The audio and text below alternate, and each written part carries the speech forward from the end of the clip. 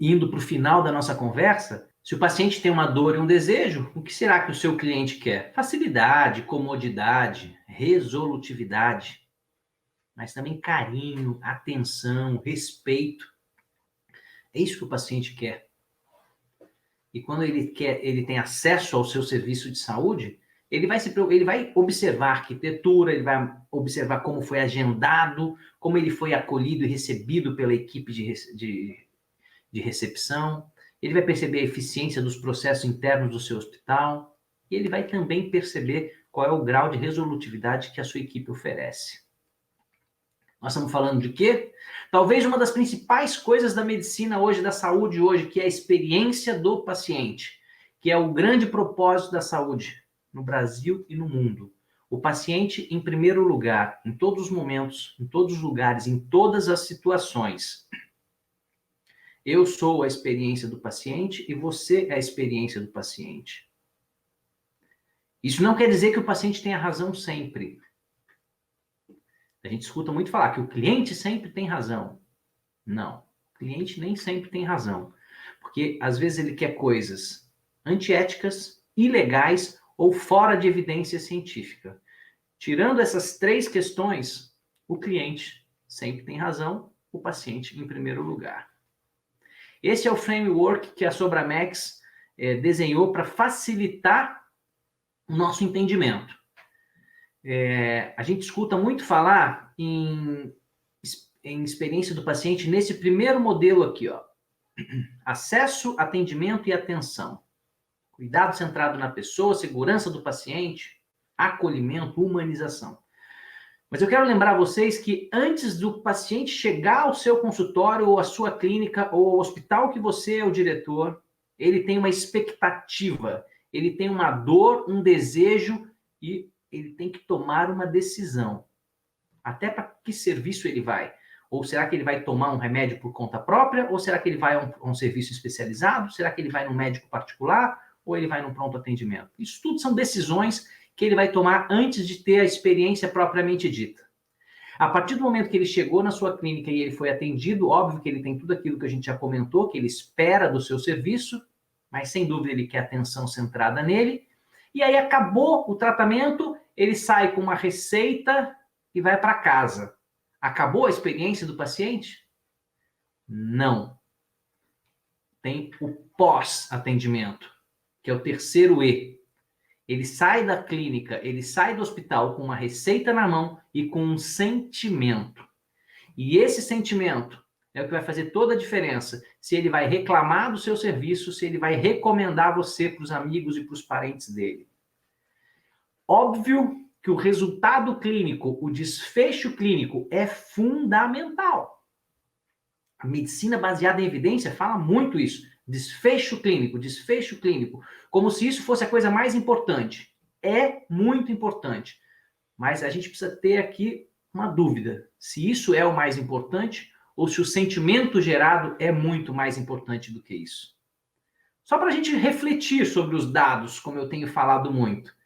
Olha só, se você tem um resultado positivo, cirurgia fantástica, e a experiência incrível, médico sensacional, humano, com empatia, ótimo relacionamento, equipe super educada, arquitetura hospitalar linda, tudo ótimo. Esse é o paciente que vai ser um promotor, ele vai recomendar o seu serviço e o seu hospital. Agora, ele pode ter um resultado clínico baseado em todas as evidências, mas quando ele tocou a campainha, a enfermeira levou meia hora para ir atender e quando entrou no quarto, entrou resmungando. Vocês acham que isso acontece ou não? Resultado clínico ótimo, experiência ruim. Paciente, internei numa UTI, o paciente teve a vida salva dentro da UTI. Mas a família me ligou e falou, doutor, aquela médica foi muito desagradável, porque quando o meu pai se mexeu, a sonda nasogástrica saiu, e ela entrou e viu a sonda saindo e falou, seu José, eu vou ter que amarrar o seu braço porque o senhor está puxando a sonda. E a filha falou, não, meu pai não puxou a sonda. A enfermagem esqueceu de grudar o adesivo E meu pai, ele é lúcido, ele não ia puxar a sonda.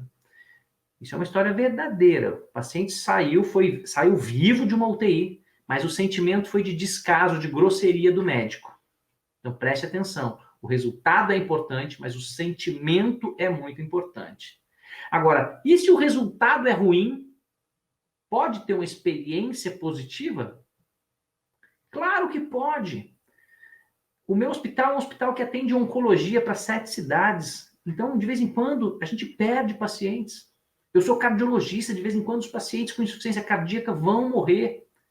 E a família vai te agradecer, vai dizer, doutor, muito obrigado pelos anos que o senhor tratou meu pai com todo carinho, muito obrigado por ter tirado o sofrimento dele nos últimos dias. Resultado, desfecho clínico ruim, mas experiência positiva. Isso vai acontecer no seu hospital também. Agora, prepare-se para acionar o seguro ou a sua equipe jurídica se o resultado for ruim e houver uma quebra de confiança onde a experiência também foi ruim. Esse é o paciente que vai reclamar, vai expor a sua empresa, o seu hospital nas mídias sociais e talvez processe a sua clínica ou o seu hospital e às vezes até com razão. Agora, isso tudo aqui resolve a medicina dos dias de hoje? Não, se você pega resultado mais experiência e divide pelo custo, você chega no assunto que você vai ouvir falar demais a partir de hoje, que é a medicina baseada em valor, que está relacionado com a qualidade da assistência, que é o que a gente falou, a experiência do paciente, mas dividido pelo custo. E isso é inversamente proporcional ao desperdício. Quer dizer, valor é o contrário de desperdício. Se nós começamos o nosso bate-papo de hoje falando que a gente precisa, com recursos finitos, criar possibilidades infinitas, a gente não pode se dar o luxo de desperdiçar. A gente não pode desperdiçar tempo, a gente não pode desperdiçar energia da nossa equipe pedindo coisas, por exemplo, que não fazem sentido e perdendo dinheiro. Então, a gente está falando de eficiência de um sistema. Essa é a coisa mais importante hoje que você, como gestor, precisa levar como mensagem. Valor é igual a resultado clínico mais a experiência do paciente dividido pelo custo que isso tem para entregar esse resultado que a gente está falando. O que a medicina baseada em valor traz? Muitas oportunidades econômicas, como nós já falamos, talvez diminuição de reinternação, eficiência do uso do leito, diminuição de condições adversas adquiridas por causa de algum erro ou descaso, ou falta de atenção, ou negligência, ou imperícia, imprudência, seja o que for, o que o próprio hospital causa no paciente. Estamos falando muito em ambulatorização de cirurgia, resultado assistencial que nós já falamos, segurança do paciente e a experiência do paciente. Isso todos são os conceitos que estão por trás da tal medicina baseada em valor, que precisa ter uma certa estrutura para você conseguir implementar isso no seu hospital. Essa estrutura está relacionada diretamente com a educação médica e das equipes, tanto as equipes assistenciais como as gerenciais, porque envolve muitas novas habilidades e muitas novas atitudes. É um olhar muito mais amplo e sistêmico. E aí eu relembro vocês, não basta ser um super especialista em finanças para ser um bom diretor de um hospital, por exemplo. Você vai precisar ter a visão de todos os processos assistenciais, você vai ter que ter essa visão do cuidado centrado na pessoa, que a experiência é importante, que o desfecho é importante, que os protocolos assistenciais são importantes, que os processos administrativos são importantes, uma visão super generalista. Falando aqui, processos assistenciais e adesão às normas da organização, vocês também vão ouvir muito falar em compliance, que está relacionado com isso, com todas as normas, com as leis, com as regras de todas as sociedades, de todas as vigilâncias sanitárias, por exemplo. Então, estrutura, processos e resultados. Resultados assistenciais, óbvio, que é o que a gente quer, bons resultados, baseados em todas as evidências que nós tivermos disponíveis, sem dúvida nenhuma, uma experiência memorável, como diria o Walt Disney, mas com um custo efetivo. Só que muitas empresas, muitos hospitais nem sabem exatamente calcular os próprios custos. Esse aqui é o sonho hoje de todo hospital, de todo médico e de toda operadora de plano de saúde. Parar de pagar por serviço e começar a pagar por valor. Agora, para que isso aconteça, você precisa ter tudo aquilo que a gente mostrou antes, olha lá. Muitas novas habilidades, muitos novos processos, muitos novos controles. Porque isso envolve a experiência do paciente, os desfechos clínicos de alta qualidade, com custos adequados durante toda a jornada do paciente. É muito fácil você pedir tomografia para todo mundo hoje no pronto-socorro, por exemplo. Mas para vocês terem uma ideia, uma tomografia custa R$400 e a maioria das operadoras no Brasil hoje vão empacotar os serviços de pronto-socorro num valor de R$150 a R$200.